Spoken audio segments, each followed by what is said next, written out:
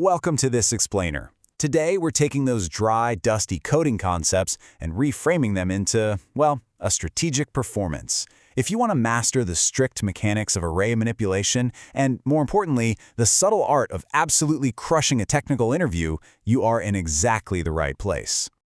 Let me ask you a kind of counterintuitive question to kick things off. If you walk into an interview and you immediately know the absolute best, most optimal solution to a coding problem, should you just say it right away? Well, the source material suggests a really surprising answer. No, absolutely not. Okay, so here's our agenda for today's explainer. 1. Acing the technical interview. 2. Anatomy of an array. 3. Finding the extremes. And 4. Removing array duplicates. Let's get into it. Section 1. Acing the technical interview. Mastering the metagame. The strategy here is all about pacing yourself. It's a game, right? You want to start with the brute force answer. You know, that generic instinct that just pops into your head first. Then you talk out loud. You optimize the obvious flaws to find a better solution. And then finally, you gracefully reveal the optimal solution. Why? Because it shows critical thinking. It proves you can actually build a solution from scratch, not just memorize one. All right, Section 2, Anatomy of an Array, the rules of the arena. Just as a quick refresher on our constraints, an array is basically a rigid block of memory. The key thing here is that all the elements tucked inside it absolutely must share the exact same data type. No mixing and matching. The strict rules of this arena mean we're operating zero-indexed and, crucially, in contiguous memory. Now, we can't predict the exact starting memory address. The computer just hands over some random location we'll call X. But because the memory slots are linked right back to back, calculating the address for X plus 1 or X plus 2, that is practically instantaneous. Now this brings up a really quirky memory trap from the source material. Declaring an array locally, that caps your maximum size at 1,000,000, and it fills all those empty slots with totally unpredictable garbage values. But if you declare it globally, the max size jumps to 10 million, and they are cleanly filled with zeros. It's a tiny detail, sure, but it's fascinating to see how the system handles it under the hood.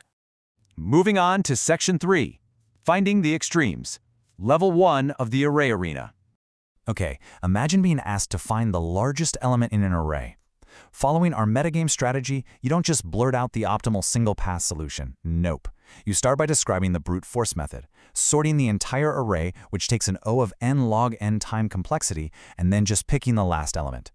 Once you've laid down that baseline, you smoothly pivot to the elegant O of n optimal approach, basically just assuming the first element is the largest and iterating through once to compare and update your record holder. So the next challenge is usually finding the second largest element, and this trips up so many people. Why? Because handling duplicates is tricky. Think about it. If the largest number appears twice, the second instance of it isn't the second largest element, right? You have to find the next uniquely smaller number. If we treat the different approaches like a scoreboard and track the evolution of thought here, brute force sorts it and iterates backward, which, as we know, is heavily time-consuming. The better solution? That takes 2 full passes, one O of n loop to find the maximum, and a second O of n loop to find the greatest number strictly less than that maximum. That gives us O of 2n. But walking the interviewer through this progression, it sets the perfect stage to drop the mic with the single-pass optimal sweep. The logic for that single-pass sweep is actually quite beautiful. We track 2 variables simultaneously. As we scan through the array, if a new element beats the first-place winner, well, the old first-place winner automatically gets bumped down to become the new second-place winner. If the new element isn't quite the largest, but it beats the current second-largest, we just update the silver medalist.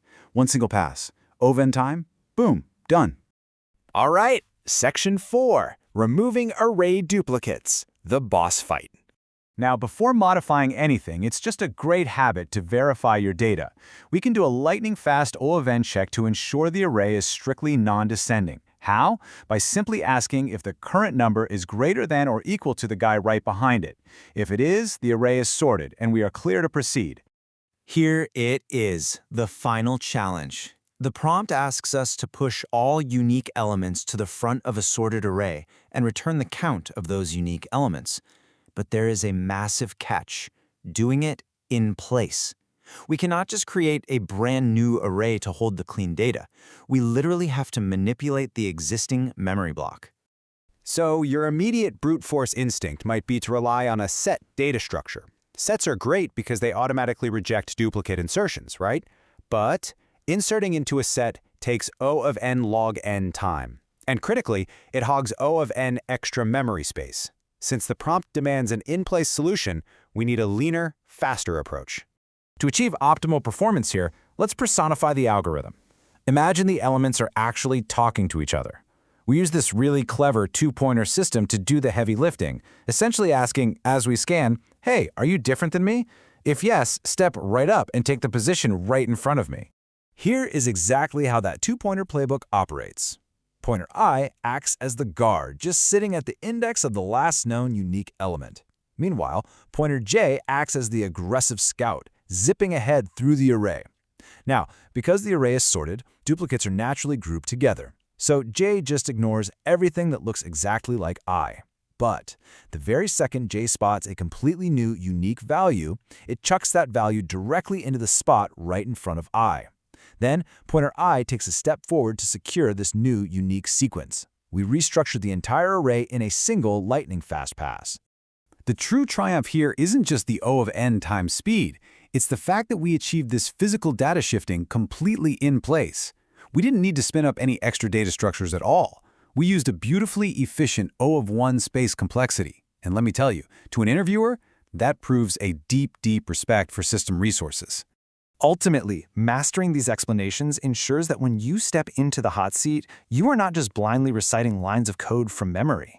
You are actively analyzing trade-offs, you're managing system constraints, and you are commanding the room. So you know how to structure the conversation now, but are you ready to practice writing the logic until it's second nature?